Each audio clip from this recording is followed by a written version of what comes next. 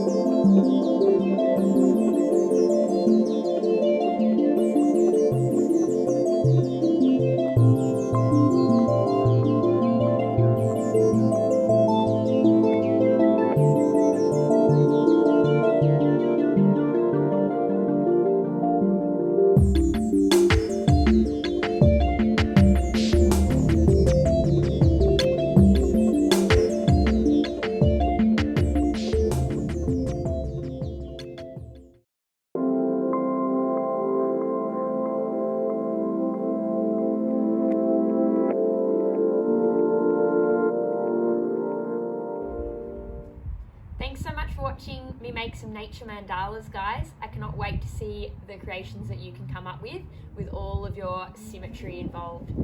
Bye!